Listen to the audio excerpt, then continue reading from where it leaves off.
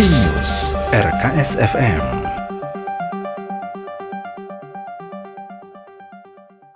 Kinerja tim SC itu sudah sesuai dengan prosedur yang ada, sesuai dengan mekanisme yang ada, sesuai dengan aturan partai yang ada. Aturan partai itu seringkali saya katakan bahwa hukum tertinggi di dalam partai politik atau juga partai Golkar itu adalah anggaran dasar, anggaran rumah tangga, peraturan organisasi, juknis, dan juga peraturan-peraturan lain yang dikeluarkan oleh partai.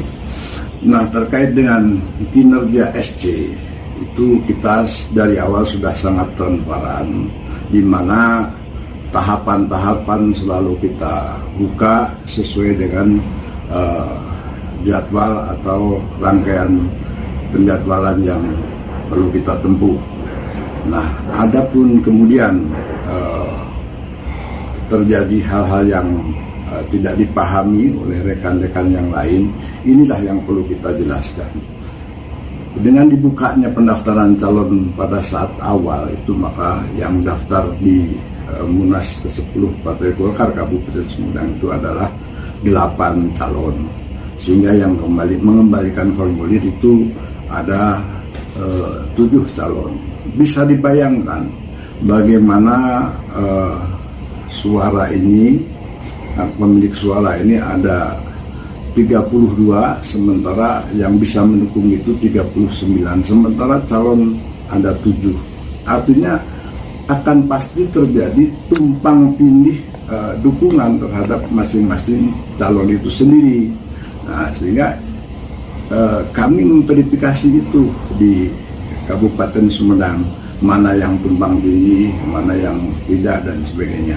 Tapi perlu diingat juga oleh kawan-kawan bahwa SC Munas 10 Partai Golkar Kabupaten Sumedang ini, finish daripada verifikasi itu akan diverifikasi dengan pihak Jawa Barat. Nah, sehingga ketika kami menutup pada tanggal 25, kami memberi kesempatan kepada seluruh bakal calon untuk melengkapi seluruh syarat-syarat yang mereka miliki. Maka benar, pada saat akhir akan ditutupnya perlengkapan persyaratan dari seluruh calon, maka mereka pun melengkapi. Lalu kami kemas, sehingga akhirnya kami pada tanggal 26 ini ke Jawa Barat untuk melakukan verifikasi. Oh iya, kami tentu saja tidak akan menerima tim verifikasi dari pihak Jawa Barat kalau tidak ada surat resmi dari Ketua DPD Provinsi Jawa Barat yang ditangani oleh Ketua dan Sekretaris, dan surat itu ada. Nah, persoalan surat ini ada yang satu menugaskan 12 orang, yang satu 2 orang. Nah, itu bukan wilayah kami, tentu saja itu adalah wilayah Jawa Barat. Lalu kami mengadakan verifikasi, dan kami membaca betul datanya ada di saya, ada di kami di SC, bahwa surat perintah dari Jawa Barat itu menyatakan bahwa menunjuk 2 tim verifikasi dari Jawa Barat untuk melakukan verifikasi dan pendampingan. Jelas kan di dalam surat itu, dan ditandatangani oleh Ketua DPD Provinsi Jawa Barat juga sekretarisnya. Nah, di dalam melakukan verifikasi, kami dari pagi sudah standby untuk apa? Yang tadi ditanyakan, untuk mengantisipasi ketika kami memerlukan verifikasi faktual. Verifikasi faktual itu ada 2 ya, secara hukum. Faktual itu bisa bukti surat dan bisa dipanggil misalnya PKA, PKB, PKC, dan sebagainya. Ya, kesulitan itu kami baru kami diterima oleh tim verifikasi dari Jawa Barat itu setengah 9 malam. Nah, setengah 9 malam itu baru masuk ruangan, belum verifikasi. Anggaplah kita memulai verifikasi itu sekitar jam 9-an.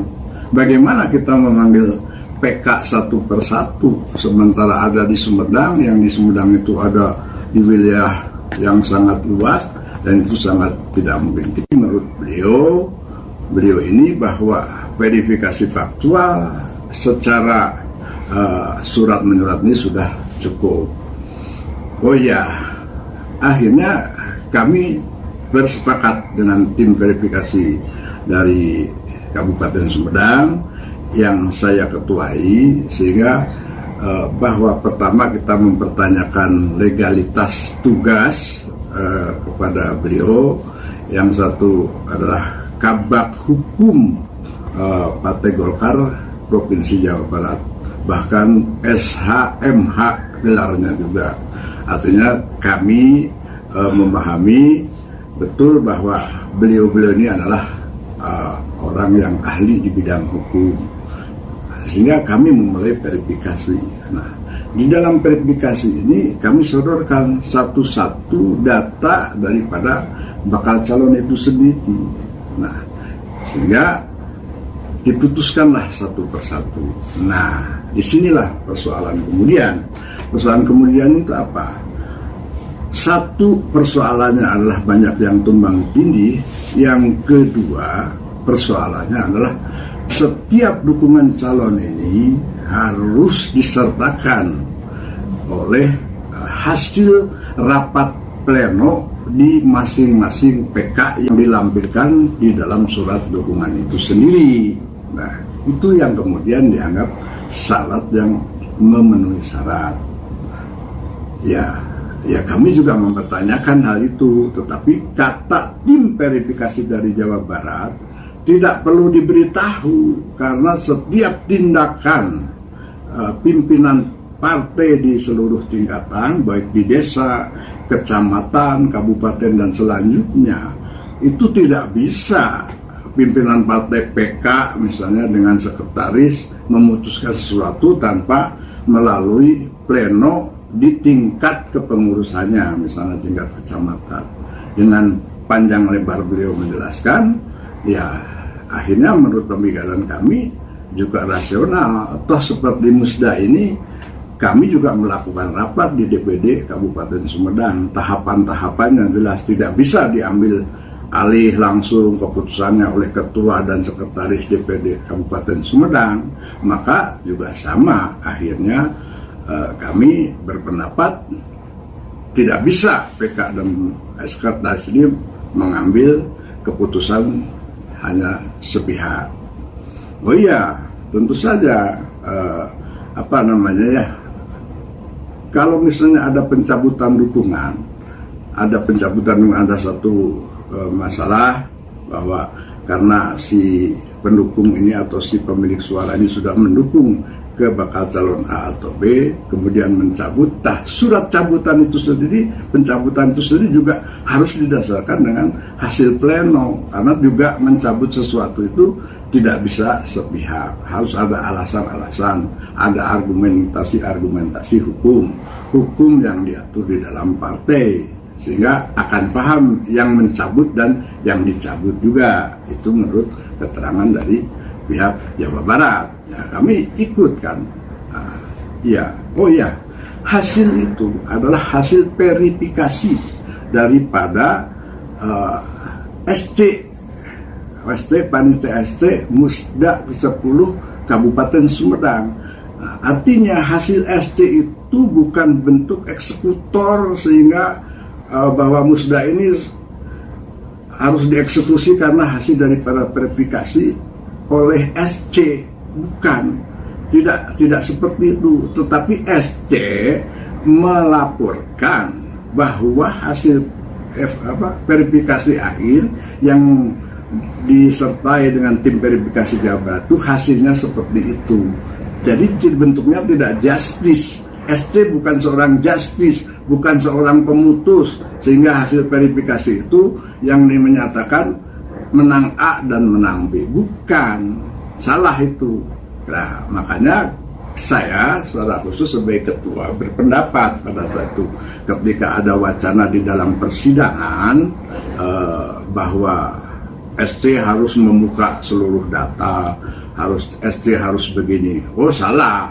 saya sampai kapanpun akan mempertahankan. Ini memiliki undang-undang yang sah secara hukum, khususnya di internal partai. Hasil kinerja SC dan verifikasi itu sudah diserahkan sepenuhnya kepada tim verifikasi DPD Provinsi Jawa Barat. Artinya wilayahnya sudah bukan di Panitia ST Kabupaten Sumedang. Nah, kalau itu harus dibuka, bagi saya boleh dibuka.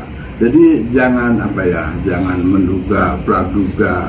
Saya kan sudah mengatakan sesuai dengan mekanisme partai, kalau memang keberatan terhadap kinerja SC Kabupaten Sumedang, silahkan SC digugat di Mahkamah Partai. Nah, di Mahkamah Partai nanti akan diperiksa satu-satu data. Kalau ada permainan, tentu saja akan ketemu di situ, akan kelihatan mana yang main. Insya Allah ya kawan-kawan, saya sebagai Ketua SC, saya Ivan Yudibowo tidak mempunyai beban apapun. Saya harus menegakkan apa yang ada di dalam hukum partai itu sendiri. Saya tidak punya beban ingin jadi itu, ingin maaf saya ini sudah cukup di partai ini, tetapi saya bagaimanapun mencintai Partai Golkar. Saya harus selalu berperan serta, tidak harus menjadi A, menjadi B, menjadi C, menjadi apapun, yang penting untuk membesarkan Partai Golkar. Oh iya, kita tunggu. Makanya itulah langkah yang lebih baik. Yang lebih baik itu silahkan digugat di Mahkamah Partai sehingga nanti transparan, terbuka di mana letak masalahnya, di mana gitu kan, sehingga oh ini data bakal calon A, data bakal calon B, itu akan kelihatan. Itu yang kami tunggu, itu harus ya silahkan, dan memang itulah ruang yang paling sangat mungkin untuk mengetahui mana yang benar dan mana yang salah. Tapi sekali lagi, saya tidak pernah mempertaruhkan diri saya untuk hal-hal yang seperti itu, insya Allah. Oh ya, itu harusnya kan ada di wilayah pimpinan sidang kan. Pimpinan sidang mau voting, mau apa kan, masa harus ke SC lagi kan. SC mah cuma begini ya, maaf kawan-kawan, SC itu ini loh kerja SC, silahkan Pak Jawa Barat dan di tempat, dan itu sudah diterima kan, sudah terima. Kemudian berlangsung musda ini, kami hanya memimpin, SC hanya memimpin sidang sementara untuk membacakan beberapa poin lah acara, terus kemudian materi daripada musda dan sebagainya. Nah, kemudian ada dinamika di dalam musda itu sendiri, sudah bukan wilayah SC, wilayah pimpinan sidang yang sudah dipilih oleh peserta musda untuk memutuskan apapun sesuai dengan apa yang terjadi di dalam musda itu sendiri. Nah, inilah yang kemudian kan menjadi salah kaprah, maaf ya. Itu sudah wilayah bagaimana pimpinan sidang memiliki satu keyakinan ini keinginannya seperti apa, ya tinggal bagaimana berani memutuskannya, itu barangkali. Oh iya, ya nggak mungkin dong. Saya kan kemarin paham kan teman-teman. Itu sekali lagi ya, itu sudah kami serahkan kepada pihak Jawa Barat. Nah, jadi bukan SC harus muka kabupaten dong.